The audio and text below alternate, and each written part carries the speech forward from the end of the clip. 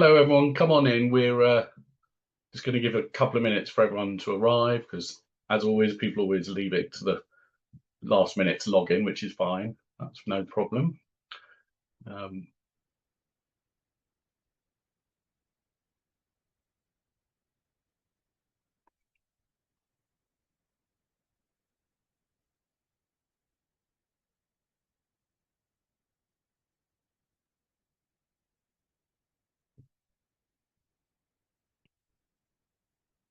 We'll just give it a couple more minutes just for others to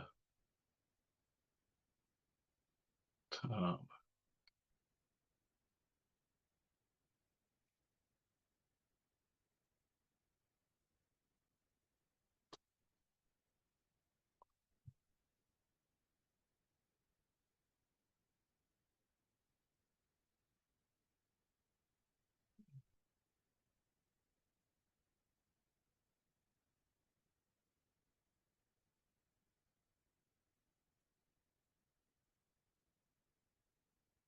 All right, okay. I think I'll kick things off, and by the time I've finished speaking, it'll be a couple more minutes. So, welcome everyone to today's webinar, where we're delighted to be joined by Reema Patel.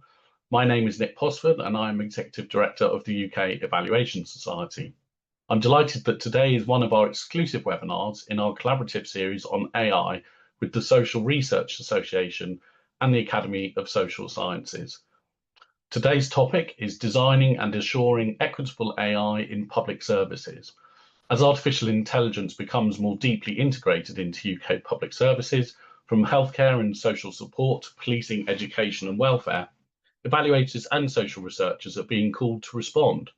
Beyond technical assessments and efficiency gains, critical questions are emerging about fairness, accountability, and the potential for AI to reinforce or challenge existing inequalities. We're delighted to have Reema Patel as our guest presenter, as she has an extensive background in the three key elements: AI, public service evaluation, and diversity and equality.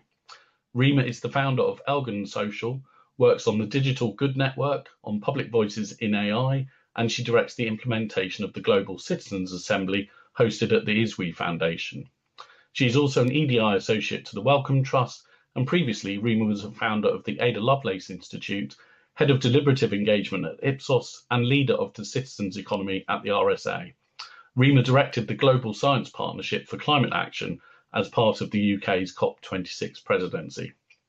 So before we start, I need to explain some technical details and housekeeping rules. All your cameras and microphones are switched off in Zoom webinars, but you can write messages in the chat and you can ask questions in the Q&A section. Please do make use of these throughout the webinar, and we'll pick some questions up later on. Please note today's webinar is being recorded and will be made public. Therefore, if you do not wish to feature, we suggest you ask any questions anonymously, which Zoom offers. A couple of quick mentions before I hand over to Reema. The AI series will have a few more webinars in the autumn, and one with Jonathan Hall from the Bank of England looking at AI in the financial system is now open for booking.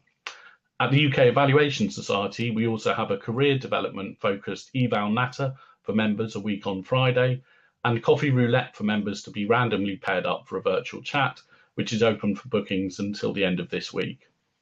Two events in early September that I just wanted to mention, especially given today's topic, are the next Theory of Change training course which covers that valuable evaluation tool and looks at how theories of change are applied in practice with their strengths and weaknesses.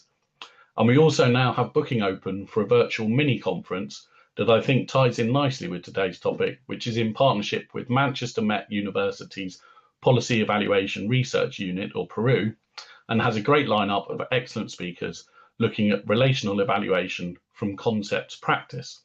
If you haven't heard of relational evaluation, don't worry, that's part of the reason for the conference, to explore what it really means to take a relational approach to evaluation and how to put it into practice so evaluation can support learning, development, and stronger relationships. You can read more about all our courses and events and book your places by visiting our website at evaluation.org.uk. And now I'm pleased to hand over to Reema. Brilliant. Thank you everyone for joining today.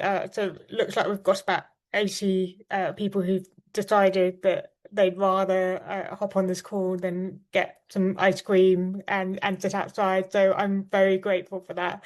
I thought I'd mentioned that before I share my slide. So this is an area that had been a really sort of long standing area of interest, and I first began working on AI over 6 years ago, which seems like it was a really long time ago. And at that time, we had a sense that AI would be accelerating dramatically and changing and shaping public services.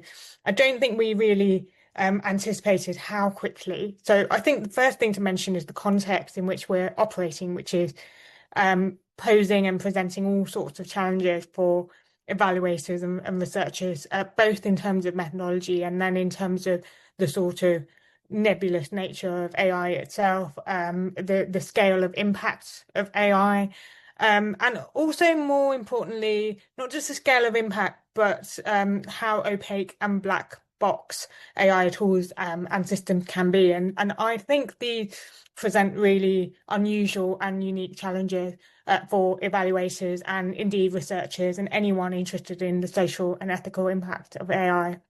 So that's the sort of opening gambit. And as a result, it's a really interesting question as to how we evaluate AI tools and technologies. And I'd love to hear your thoughts and reflections on that as well.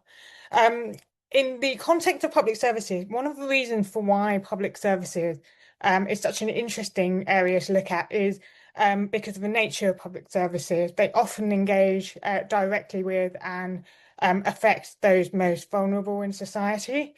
And there are stark asymmetries of power in the context of public services, and I'm sure many of you all already know. The public services themselves are deeply complex systems already, and then the layering in of AI tools and technologies can affect the complex dynamics within these systems. And we've already sort of seen how that plays out when it comes to specific use cases and applications of AI. So one example is the use and the implementation of the Ofqual exam results algorithm in the pandemic, which had many impacts and outcomes and resulted in significant societal backlash because it's aimed to predict people's exam results before they'd even done the exam. That's a really good example of some of those challenges. The Home Office has been using visa algorithms in order to make decisions about people's visa status. And again, that's been subject to extensive legal challenge and judicial review. So the Home Office was forced to drop that algorithm.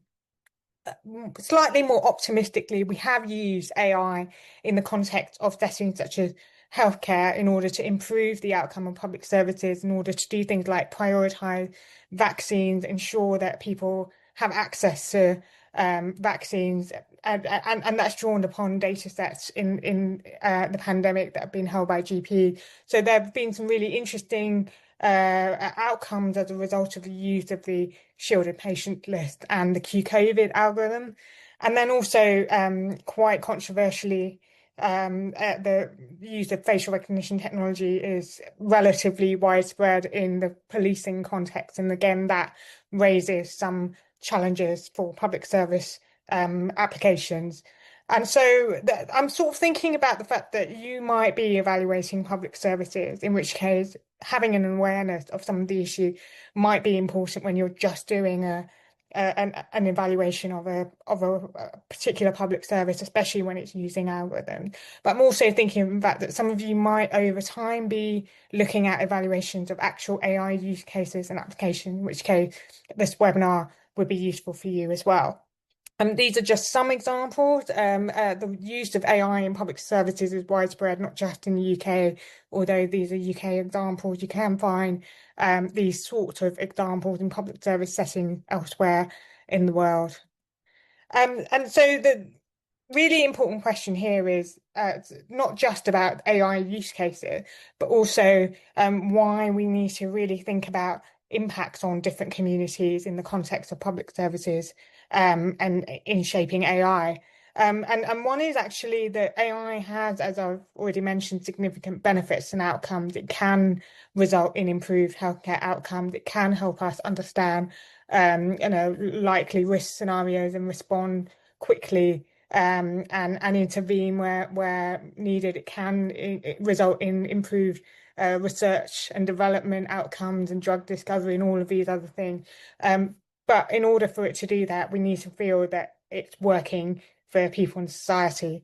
Um, and so that's about securing a social contract, and also being really clear that that social contract is about bridging the AI divides that might be caused by unequal and differential impacts and different capabilities and capacities to influence AI systems. So one of the really interesting things about public services is, given that they impact on those who are most vulnerable, that results in the asymmetry of power, which is those most marginalised are less likely to be able to change or shape or shift those public services and those users of AI. And that seems fairly obvious, but I wanted to sort of make that point. And really importantly, there's something about ensuring that people who are experts in their own lives, and have the ability to have a dialogue and shape the direction of travel of how AI is being used in public services. So that's the why, and that's why I'm here with you today. So it's worth briefly talking about that. In terms of these are some findings from a recent public attitude survey that was undertaken by the Ada Lovelace Institute and the Alan Turing Institute this year. One of the key insights is that attitudes do vary significantly by application of AI. So depending on what the specific use of AI is in public sector, people are either much more likely or less likely to feel comfortable with that. So that's obviously something to think about. People can see both the benefit and the risk. So actually there tends to be a lot of nuance in terms of attitudes to the use of AI in certain settings. And a lot of people have a concern about heavy reliance on technology, rather than professional judgments and decision making. And that's, of course, a really important issue in the context of public services, where many applications of AI are being used in some instances or to substitute for or to shape professional decision making. So that I think will interest you. The other thing that we found, so Ada and Turing found, as part of the Public Voices in AI project, is that concern in general about these uses seems to be rising. So 59% are concerned about the use of AI to determine eligibility for welfare benefits. And that figure was lower when they ran the survey before in 2022 to 2023. So I think there's more and more scrutiny and interest in some of these use cases too. The other point to mention, you may already know this, but is that awareness and use of large language models such as GPT, ChatGPT, has increased rapidly. So now far more people have heard of large language models, far more people have used them and are open to using them than before. And there are stark inequalities here. So we are seeing digital inequalities with people who have low digital skills and income, who are less likely to use or be open to using large language models. So there's a bit of an AI divide emerging here as well. And importantly and relatedly, this survey has found that ethnic minorities have distinct concerns, particularly around facial recognition technologies for policing, compared to the general public, and similarly for people on lower incomes who are significantly more concerned than the general public about all technologies surveyed. So just to sort of come back to why we also need to assure AI for equity. So by assurance, I'm really thinking about sense checking whether these tools and these technologies are fit for purpose before they're deploy. There is an instrumental reason, which is to make sure that the AI itself works. There is also an important question that we should always be asking, which is whether AI improves the delivery of public services, in a way, almost the exam question of any effort to evaluate AI in a public service setting. And then, to anticipate and mitigate likely risks, address discrimination, and other issues, and just sort of say that because of the scale, volume, and level of use of these types of technology, the risks are not likely to be in isolation, but if a risk is identified, actually it will then impact upon a very large likely population. And I've already mentioned this sort of issue around the black box nature of AI technologies, but there's something about accountability, the role of assurance and evaluation in opening up and creating accountability for systems that are actually quite opaque and embedded in other systems which are quite opaque and require scrutiny. So I've sort of made the case for why it's important to evaluate AI and think about the inclusion of people in AI, but it's also really difficult to do that in the current setting and context that we're in. So I'm almost sort of setting up this challenge. In the UK, outside of the regulated sectors such as health, aviation, finance, there aren't really any clear rules or standards for AI audits, and as a result, we've got a bit of a wide range of practices and approaches, which I am going to cover in this talk. This means that people who are doing auditing and evaluation can operate without quality assurance or accreditation, which should concern us all. And this lack of agreed audit standards means audit often offer advice and guidance, and they tend to lack teeth. The inconsistency in audit focus is also another problem. So actually across the different sectors seem to take different approaches.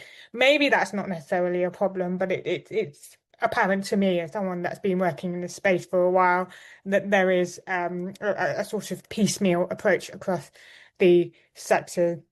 And then there's sort of challenges around access to and transparency about the system. So I mentioned this kind of concept of the black box. I will come to it yet again, but actually many of the commercial incentives mean that it's actually really hard to get into the weeds of the system before they're developed and deployed in public sector contexts. And arguably government organisations need to be much more critical of public sector uses of AI before they are commissioned, and that's a really live conversation at the moment in the procurement space.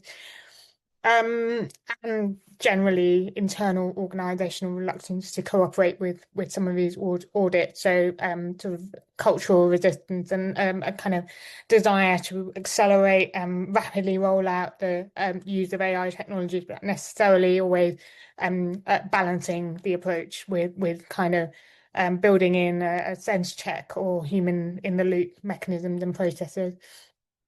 I've said a lot about the overall approach, but I just wanted to quickly touch on the range of AI use cases that are out there as well. So when we're talking about evaluating AI, we're actually talking about some really distinct and unique uses and applications of what I would generally describe as clusters of data-driven technologies. So one of the things that they all share in common is that they require large data sets, or at least medium-sized data sets, in order to train the use of the tool, in order to make in order to create language or process language, in order to make inferences, predictions, or generate insights. So examples are natural language processing, such as chatbots, translators, GPT, and biometrics I would sort of say is a unique category because it uses digital identity characteristics in order to make predictions about people, identify people, to pick them out from a group, and you can only really do that using large data sets of digital identity characteristics. robotics. Many people will be familiar with these things like self-driving cars, but also physical systems that enable logistics and manufacturing, drones, predictive analytics. I think that's a really dominant feature in the context of public services. So here, forecasting, anticipating peaks and troughs and flows in demand. We saw a lot of this actually in the health service in the pandemic, where AI was used in order to do things like map or understand how quickly and where the COVID was spreading, but also map and anticipate resource allocation requirements across different hospitals and supply chains. That's quite common use of AI. Generative creative AI. So again, hugely controversial, not least in relation to recent copyright legislation. But we're starting to see much more of that in terms of generating art, music, writing, requiring access to large data sets of originally created artwork. And of course, that raises specific challenges in relation to IP and intellectual property. I think I mentioned research and development and drug discovery as well, but also, large data sets of people's brain scans or eye scans or images that can help researchers generate new insights and advance research.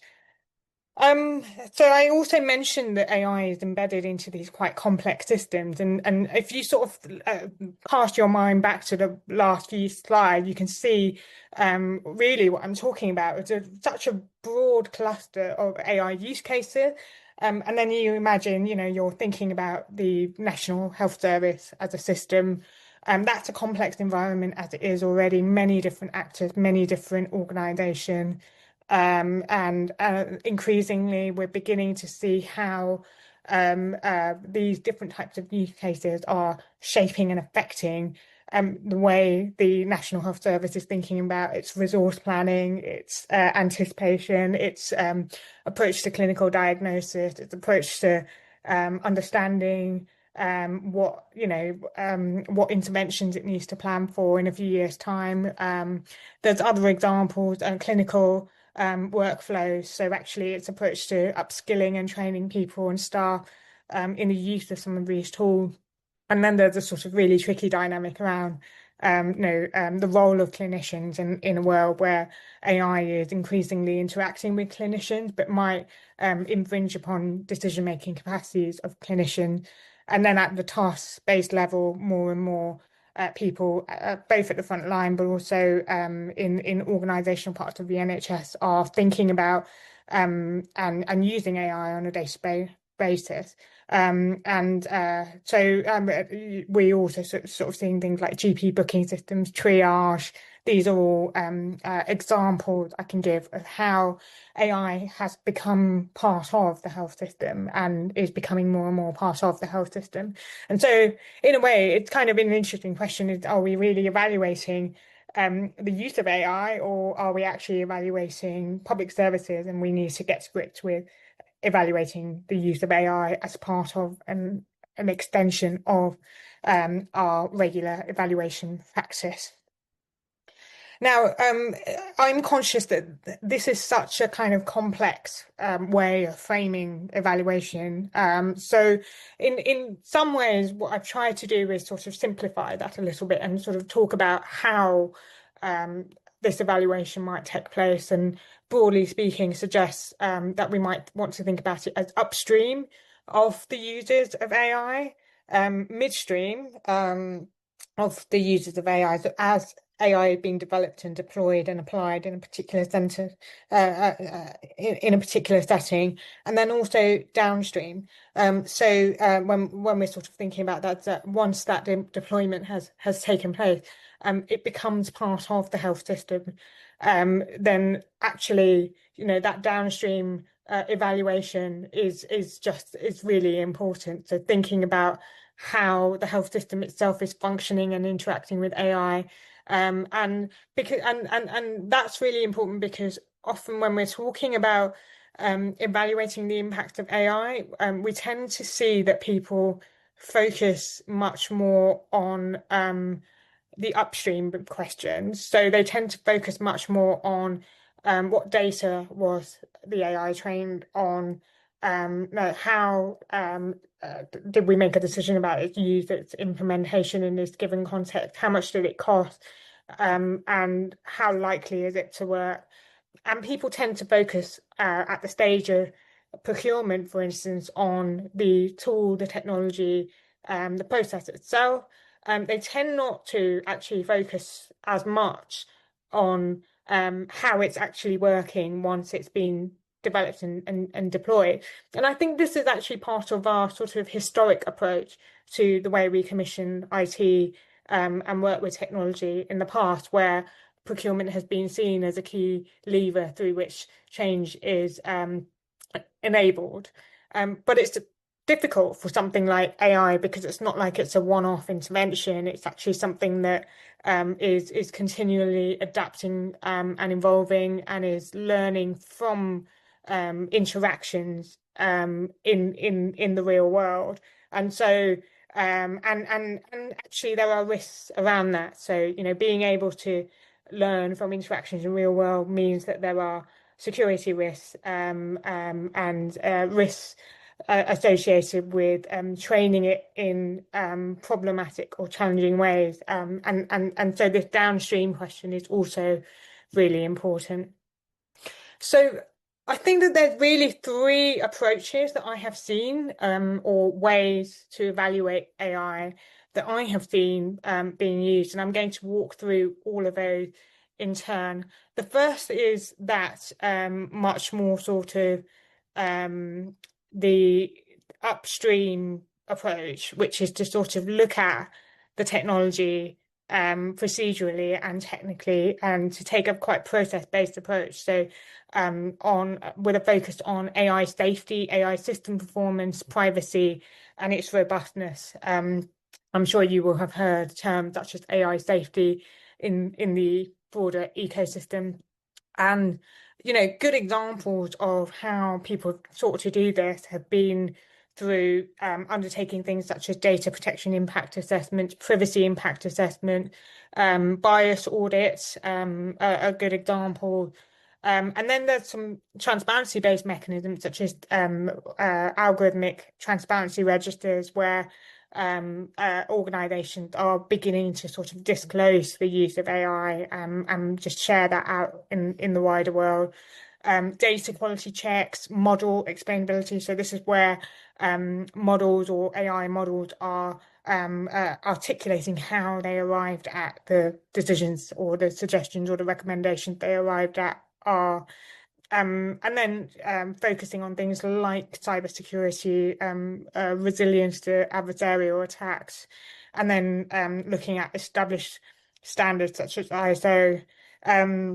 So here the focus is on safety, validation, verification, testing of algorithms. One of the big challenges with this approach is it's very process and technology focused, and it doesn't really think about the likely impacts and risks and harms on communities who are most affected. There is another sort of way of thinking about AI and impacts on different communities and taking an equitable lens. The most coherent and consistent that I have seen have been through the EU AI Act. And some of this thinking comes actually from a report of the German Data Ethics Commission, which has sort of fed into the design of the EU AI Act. Essentially, that framework or that approach is a risk-based approach. So it really is looking through the other lens, not at the technology, but at the likely impact of the technology. So basically here there's a sort of categorization of different levels of risk, such as those that are not acceptable, so likely to have such an untenable potential for harm that they are at risk of being banned. Those that have significant or serious potential for harm, those that have some potential for harm, and others that have zero or negligible potential for harm. And so the focus here through this lens or this framework is on assessing how harmful the particular use case might be, and then developing an approach to governing and shaping and or legislating against use cases in such a way. So, for instance, some of those examples that I gave at the very beginning would probably sit in the serious potential for harm or significant potential for harm category, and they would therefore raise some serious red flags. And as a result, developers and deployers would need to go through more checks and demonstrate that they have met more standards than those that were, I don't know about when your bin gets collected or something like that. That's not to say that it's not controversial, but the likely impact might be not be so significant or profound. And so it's worth me sort of saying that the EU AI Act was also really contentious and controversial, mainly because this legislation, as it is currently framed, actually relies quite a lot on self-assessment and self-accreditation. And so again, that's a really lively debate as to the extent to which these systems need to be externally sense checked or internally sense checked. But it's a really good example of a different approach or way to evaluate AI.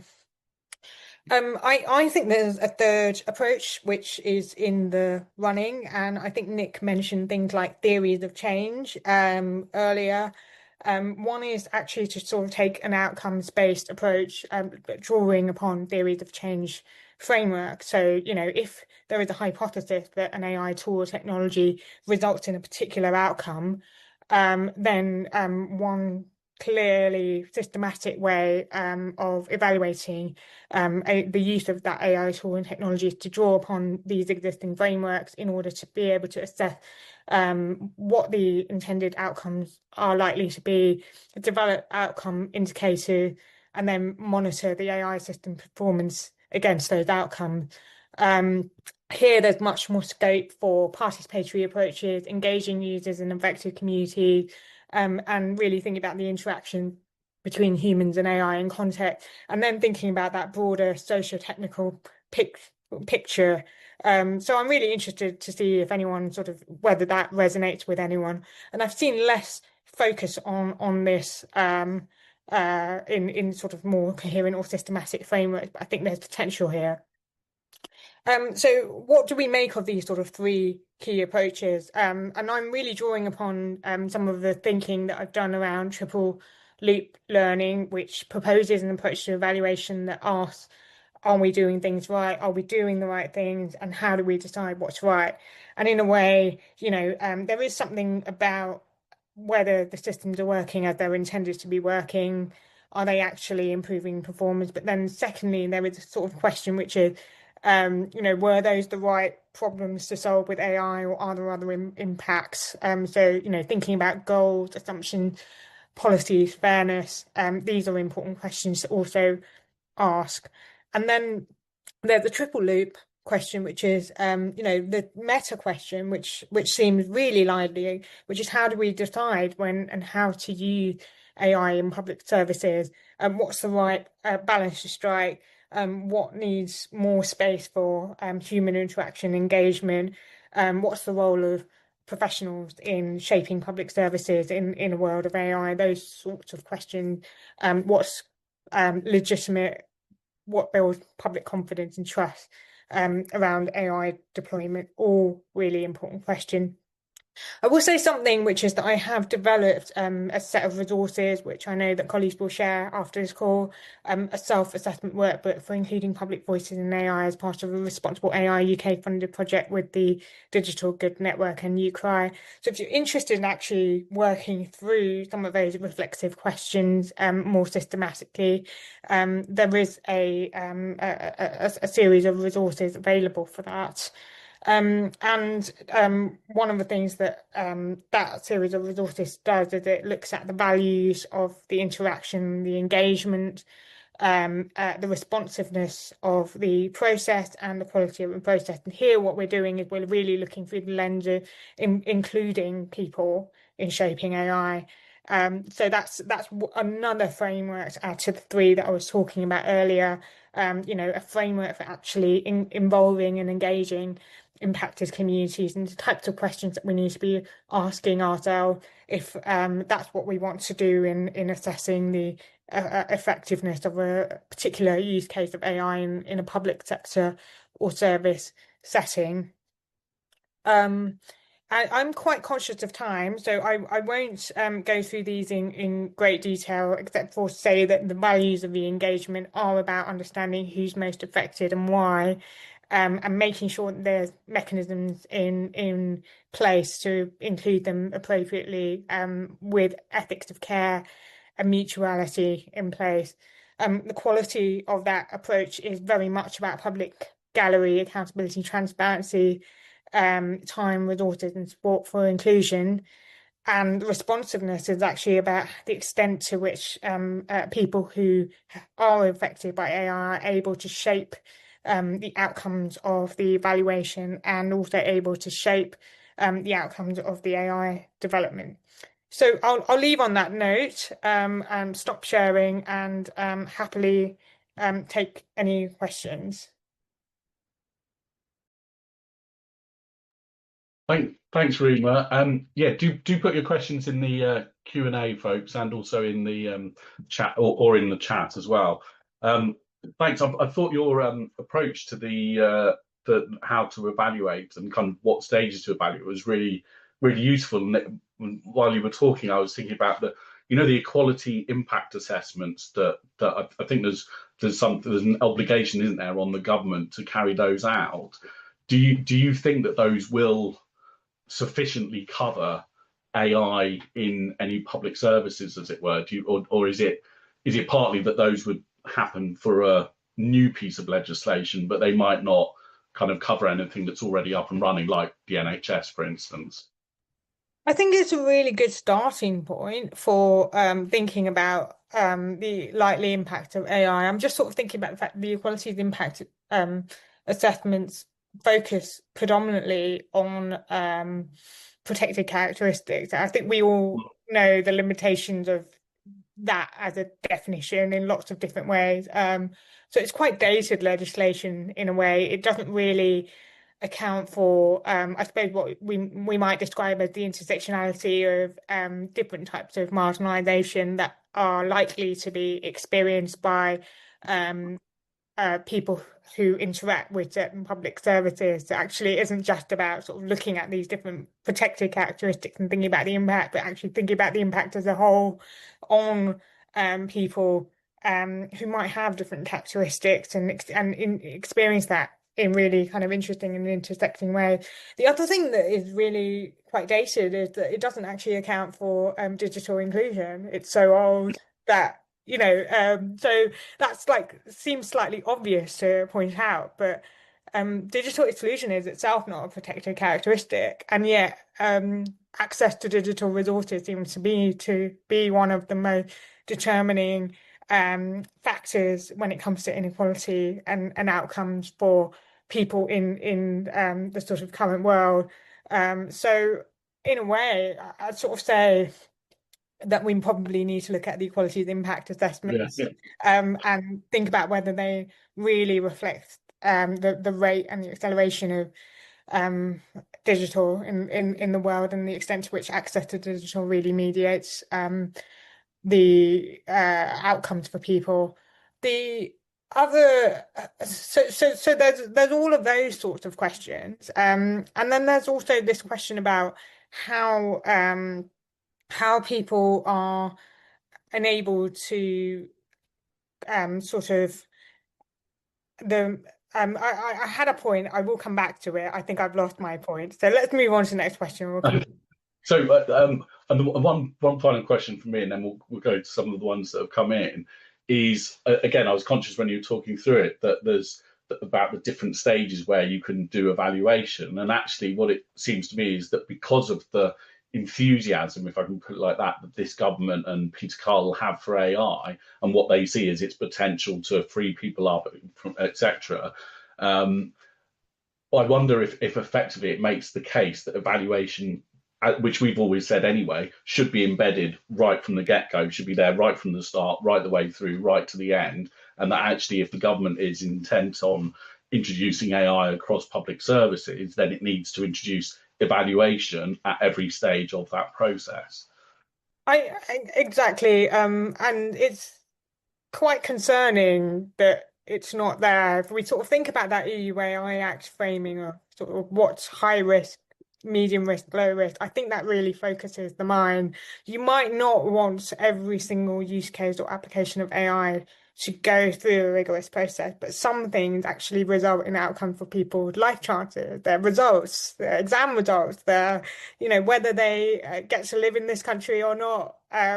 Or their life chances elsewhere in other parts of the world, their access to public services, their access to health system, the waiting lists, and these are surely things that we need to be sense checking in terms of whether they're actually resulting in improving outcomes or affecting outcomes.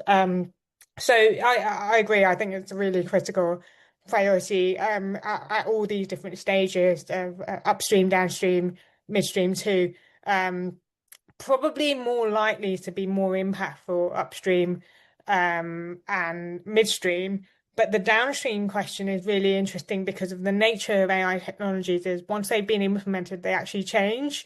And that's the sort of interesting thing is that because they learn off, if anyone sort of used something like GPT, over time, this technology is adapting, it's learning, it's responding.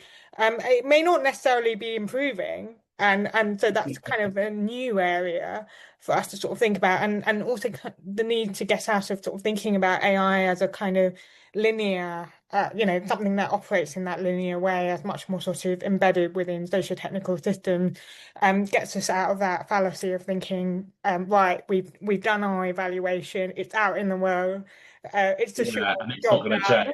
change. Yeah, brilliant. Okay, so let's go to some of these questions. Um, so, to what extent, Nikki Wilson's asked, to what extent do you think understanding the potential benefits and risks of AI among those that are commissioning or designing public services is impacting the ability to evaluate it, particularly when looking at socio-technical approaches such as theories of change? I'm is that was that written down somewhere? I was Yeah, on the Q&A, if you click the Q&A tab, it's the second one on just that, make sure I've got the third question. one. Ah, yes. Yeah, Um, the one from Nikki how does it Wilson. under among those commissioning and designing public services, how is that affecting the ability to um yes, so I think this is a really good question. Sorry for taking time to parse it. It's quite a complex question. So the one of the big issues here is definitely that not that many people really have an understanding within the policy setting of how AI works or operates. And so a lack of understanding of some of these risks and challenges is definitely, I mean, the issues around something like the off-call algorithm was a really good example Mm, of where it felt to me like whoever had commissioned the algorithm hadn't really necessarily thought through several things. One was the this high risk nature of the algorithm, the impact on young people and students and their parents in the middle of a pandemic, and the fact that those decisions were likely to affect them for a very long period of time, but also hadn't necessarily got to grips with the sort of use, the predictive use of the algorithm and how it worked and the types of data that it would have been trained on. So there were definitely sort of technical fallacies there as well. I give them some leeway because it was a highly pressured environment in which a lot, and a lot of decisions had to be made really quickly. But when we're sort of thinking about evaluating these sorts of users and application, I don't think that evaluation was kind of thought about. And actually, if we had thought about evaluating, we would have been having a conversation about what does success look like? What do we even want this algorithm to do? Mm. Why do we want it to do this? What's the alternative option? Um, then you open up or you unlock a really nuanced conversation about whether it's the right thing for the sort of intervention envisaged. And I go back to that sort of triple loop learning idea, which is it definitely felt like it fell at the first hurdle, the second hurdle, and the third hurdle in particular, but also those last two hurdles around public confidence, trust, legitimacy. Was it even the right thing to do? Because even if we sort of say we want an algorithm to predict exam results for the foreseeable future, that's a performance question. So, will it do that is one question. Is it the right thing to do is another question. Will it kind of generate public trust and confidence is yet another question, and what are the alternatives is yet another question. So yeah, it's great way to reflect on that. And I suppose even the data that goes into that algorithm in terms of what it was making its judgments based on, because at Yeah, the time that they were doing that data was generated, it wasn't expected to end up determining their exam results and their life chances. That it affects what the data is. Like if the teachers had known that was going to be the way it was going to end up, they'd have probably done things differently before the pandemic even started, but they didn't even know it was going to happen. So um, there's another question here, which I think is quite an interesting one around cost, because Jacob Gower asks, as AI is often developed for cost effectiveness at the point of use, is there a concern that the quality of service will be lost or at least underemphasized? And I'm thinking particularly in terms of the equity side of things, that sometimes, people that end up being, that for whom services are really important may often that there can be a real cost element in that, and that the government is, if it's looking for savings and AI seems like, oh, this will be a way of making savings, is the risk that actually, yet again, the same people bear the brunt of those decisions, and that actually the people that are already potentially not getting the services they need. And I'm thinking now, of today's votes on the welfare reform and that kind of thing, is that do those people end up kind of, as it were, getting an even worse deal because of AI being introduced as a kind of cost-cutting measure? And what can be done to stop that, I guess, is the question. and I suppose it comes back to this question of what is the evaluator's role in all of this, and the focus on the quality of public services being the evaluator's role seems really important. Because there is a real risk that the AI use, dissemination, implementation results in poorer quality public services because the focus is exclusively on efficiencies and cost reduction. But there are different approaches to take. So, for instance, the government is developing an AI tool called Consult, and that looks actually like quite an interesting AI tool because the idea is that it would dramatically speed up the government's ability to analyze consultation responses. And there's another narrative possible there, which is about the sort of use of tools like that in order to improve the responsiveness to be able to more systematically go through lots and lots of submissions and so there's arguments for and there's arguments again and the narrative really and the focus really determines the effectiveness of its use. So such a tool could be used just to drive down costs and reduce the cost implications of consultation, or it could be used in ways that are about increasing the responsiveness of consultations, kind of producing more real-time engagement with a focus on democratic outcomes and legitimacy. And that's a sort of it feels to me like that's a social and a political choice. But it's also a choice from the point of view of what to look at the sort of single loop learning and double loop learning level too. And it seems like the role of a good evaluation is to kind of really think about those higher order questions of whether the use of AI is improving the quality of our democracy or not, or to what extent, Mm. which is usually the sort of more kind of Yeah. balanced approach question. Yeah, because I suppose it's a little bit like for instance, where they're saying that AI can spot certain issues in scans quicker than humans, and you kind of, and then almost that it can highlight the ones that seem to be the higher risk, and then you get the human expert involved who actually looks at them in a bit more depth.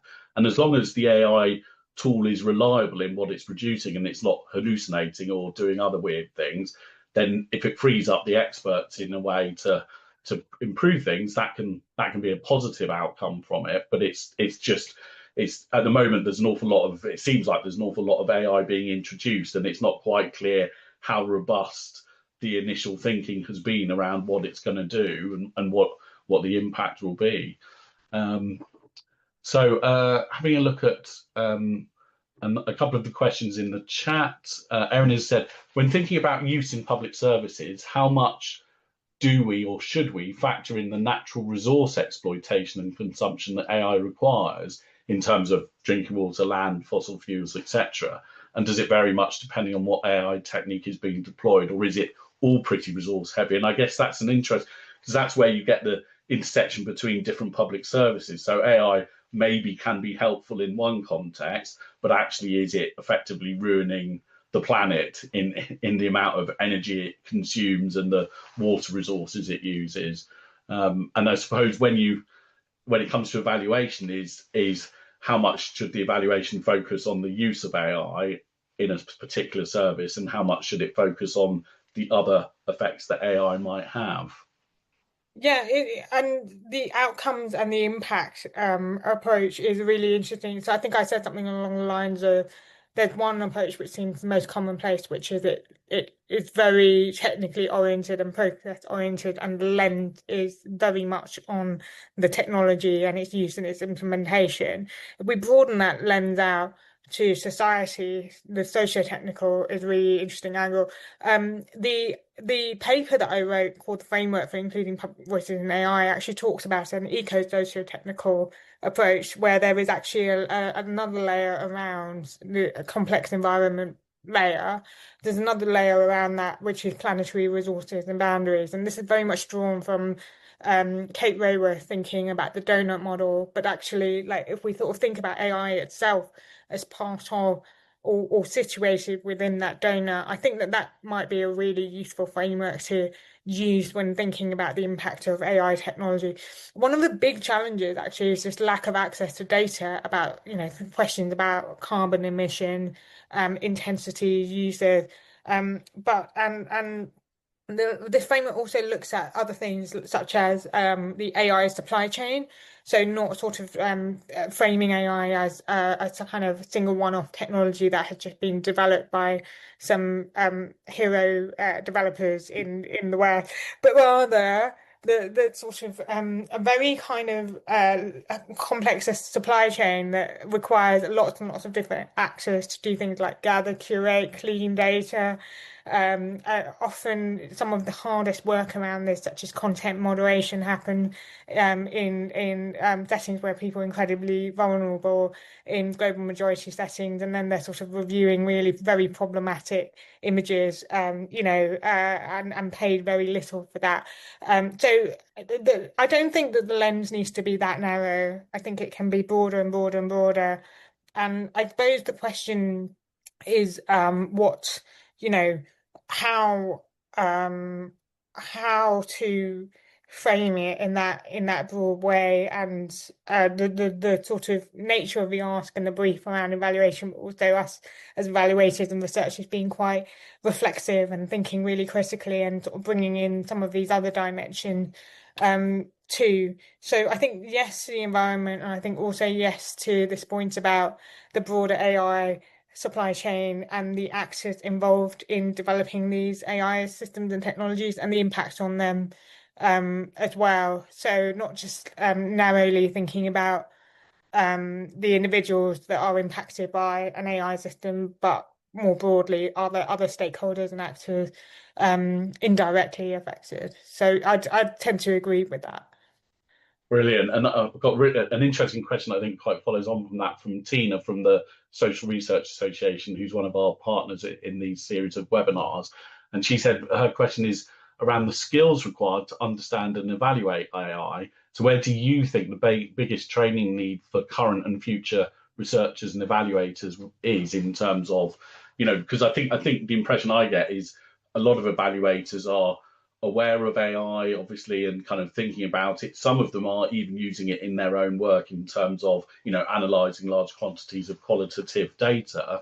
But I think there's also a real desire for more training so that people feel like they have a better grasp of AI and all its complexity so that they can then evaluate it and what it's doing in a public service better.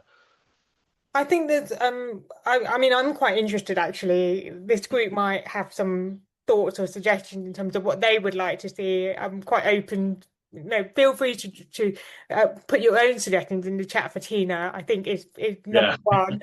Um, the there's probably two approaches that could be taken.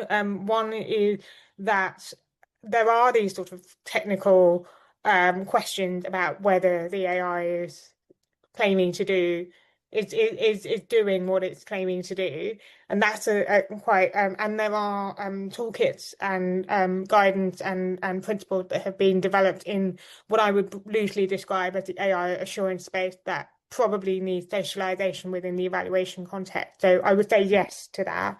I think there's also a really interesting piece that I have alluded to in this conversation about how the standard evaluator toolkit or toolkits can be directed towards AI with its very kind of specific challenges that it brings. The challenges that I laid out at the very early part of the presentation, this sort of continuous deployment question, the sort of opacity question.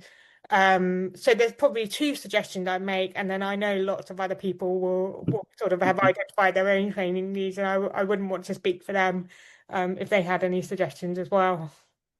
Yes, and everyone do put suggestions in the chat. We welcome them, and I think just to mention at this point, the three organisations involved in this are also looking at what we can do to support our respective communities in terms of both using AI in their own work, but also how they grapple with it in wider society. So I'm sure there'll be more coming out on that. Let's see what we've got.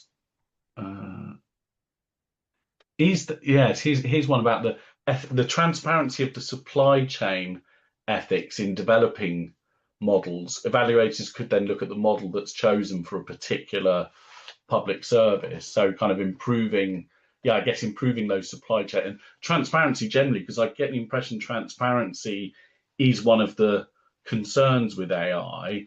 And when it comes to public services, that's probably even more acute than people using it in their private lives or whatever. It's I think the transparency bit is really crucial, and I'm not sure how well the government has grappled with that and how transparent they are being about how much AI is being used in public services. And it's really interesting the question of what we mean by transparency and how do we kind of define that. And again, as with impact assessment, there are layers to this question. One is, transparency that it's even happening at all. That sort of it's taken us where it took us a while when I was at the Ed Lovelace Institute to even get to the place where the government had these sort of registers, the public sector register. I think they launched it earlier this year, but we've been calling for a long time.